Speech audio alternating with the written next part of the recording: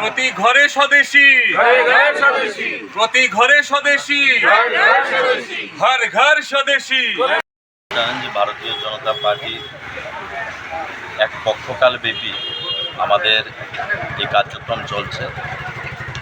আমাদের দেশের রাষ্ট্রীয় সভাপতি জেপি নাড্ডাজির নির্দেশক্রমে এবং আমাদের প্রদেশ সভাপতি রাজীব ভট্টাচার্য মহোদয়ের নির্দেশক্রমে সাংগঠনিকভাবে এই কর্মসূচি চলছে।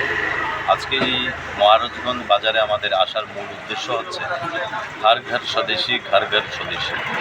এই বার্তাকে সামনে নিয়ে আমরা আজকে মহারাজগঞ্জ বাজারে আমাদের ৮ নং টাউন বর্ধমানের মণ্ডলের পক্ষ থেকে আমাদের যারা বিক্রেতারা আছেন এবং ক্রেতারা যারা আছেন তাদের সঙ্গে আমরা বার্তালাপ করছি। আমাদের এখানে মণ্ডল সভাপতি শ্যামল কুমার দেব আছেন, আমাদের জেলার যিনি সম্পাদক সুব্রত চক্রবর্তী আছেন, আমাদের মণ্ডলের বিভিন্ন অফিস বিহারের সদস্যরা আছেন, বাজারে বিভিন্ন পদাধিকারীরা নেতৃত্বরা আছেন। আমাদের উদ্দেশ্য হচ্ছে মোদিজির যে নারা, এই নারা শুধু আমাদের স্লোগান না, এই নারা মানুষের প্রত্যেকটা জনগণের এবং দেশকে সামনের দিকে এগিয়ে নিয়ে যাওয়ার জন্যে মোদিজির যে ভাবনা, সেই ভাবনা আমাদের দেশের প্রত্যেকটা জনগণের মধ্যে এবং প্রত্যেকটা ব্যক্তির মধ্যে সঞ্চারিত করার জন্যে আমাদের এই কাজ চলছে।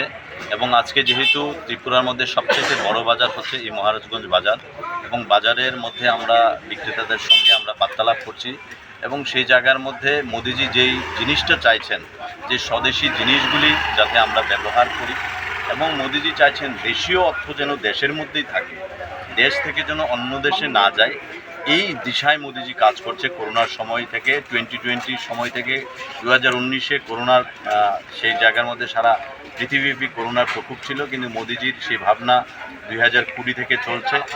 20 লক্ষ হাজার কোটি টাকার যে প্যাকেজ, সেটা ঘোষণার মধ্য দিয়ে মোদিজি সেই দেশকে আত্মনির্ভর করার জন্য সেই সংকল্প নিয়েছেন। আমরা বিভিন্ন দিকে, আমরা 2014 পরে আমাদের দেশ বিভিন্ন দিক দিয়ে আত্মনির্ভর হয়েছে, আর কিছু কিছু ক্ষেত্রে এখনও আমাদের